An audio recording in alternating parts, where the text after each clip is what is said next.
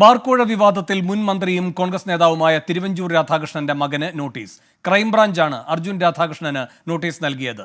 Bar ഉടമകളുടെ WhatsApp group admin Arjun Radhakrishnan ആയിരുന്നെന്ന് crime branch അന്വേഷണം രാഷ്ട്രീയ പ്രേരിതമെന്ന് അർജുൻ രാധാകൃഷ്ണൻ പ്രതികരിച്ചു. ഷഫീദ് റാവുത്തർ തിരുവനന്തപുരത്ത് നിന്ന് കൂടുതൽ വിവരങ്ങളുമായി ചേരുന്നു. ഷഫീദ്, ഈ വിഷയത്തിൽ എന്ത് റോൾ അർജുൻ രാധാകൃഷ്ണൻ ഉണ്ടെന്നാണ് ക്രൈംബ്രാഞ്ച് സംശയിക്കുന്നത്?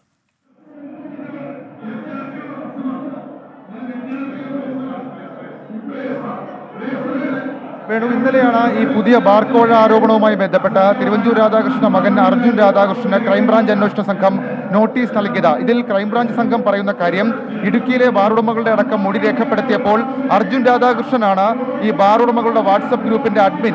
നേരത്തെ ആയിരുന്നു, അതിനുശേഷം അദ്ദേഹം ഇപ്പോൾ അംഗമായി തുടരുന്നു എന്ന മൊഴിയടക്കമുള്ള കാര്യങ്ങൾ കിട്ടി. ഈ പശ്ചാത്തലത്തിൽ ഗൂഢാലോചന അടക്കമുള്ള കാര്യങ്ങൾ അത് അന്വേഷിക്കാൻ വേണ്ടിയിട്ടാണ് അർജുൻ രാധാകൃഷ്ണൻ നോട്ടീസ് നൽകിയതാണ് ക്രൈംബ്രാഞ്ചിന്റെ ഇതുമായി ബന്ധപ്പെട്ട വിശദീകരണമായി ക്രൈംബ്രാഞ്ച് പറയുന്ന ഏറ്റവും പ്രധാനപ്പെട്ട കാര്യം. മാത്രമല്ല, ഇതിൽ ചൂണ്ടിക്കാണിക്കുന്ന കാര്യം, അർജുൻ രാധാകൃഷ്ണന്റെ ഭാര്യാപിതാവിന് ബാറുണ്ടായിരുന്നു.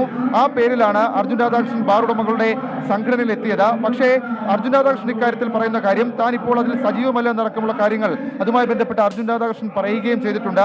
ഏതായാലും നിയമസഭയിലടക്കം ബാർക്കോഴ ആരോപണം വലിയ തരത്തിൽ ഇന്നലെ പ്രതിപക്ഷം ഉന്നയിച്ചു. മാത്രമല്ല, ഇന്ന് യൂത്ത് കോൺഗ്രസിന്റെ ബാർക്കോഴ വിഷയത്തിൽ യൂത്ത് കോൺഗ്രസിന്റെ നിയമസഭാ മാർച്ച് അടക്കമുള്ള കാര്യങ്ങൾ ഉണ്ട് താനും. ഇതിൽ ഏറ്റവും പ്രധാനപ്പെട്ട ഒരു കാര്യമെന്ന് പറയുന്നത്, ഇന്നലെ തിരുവനന്തപുരത്തെ വീട്ടിലെത്തി അർജുൻ രാധാകൃഷ്ണൻ നോട്ടീസ് നൽകുമ്പോൾ അദ്ദേഹം നേരിട്ടത് കൈപ്പറ്റാൻ തയ്യാറായില്ല. പിന്നാലെ ക്രൈംബ്രാഞ്ച് ഉദ്യോഗസ്ഥർ ഇമെയിൽ വഴിയായിരുന്നു ഈ നോട്ടീസ് നൽകിയത്. വെള്ളിയാഴ്ച ജവഹർ നഗറിലെ ക്രൈംബ്രാഞ്ച് ഓഫീസിലേക്ക് എത്തണമെന്നുള്ളതാണ് ഇതുമായി ബന്ധപ്പെട്ട് ക്രൈംബ്രാഞ്ച് നൽകിയിരിക്കുന്ന നിർദ്ദേശം. ഗൂഢാലോചനയാണ്, പ്രത്യേകിച്ച് നിയമസഭയിലടക്കം പ്രതിപക്ഷം ഇത് ആരോപണമാക്കിയതിന് പിന്നാലെ ഇതിൽ ഗൂഢാലോചന സംബന്ധിച്ച ഗൗരവത്തിലുള്ള അന്വേഷണത്തിലേക്ക് ക്രൈംബ്രാഞ്ച് കടക്കുന്നു എന്നുള്ളതാണ് നമുക്ക് മനസ്സിലാക്കാൻ കഴിയുന്നത്. വേണോ?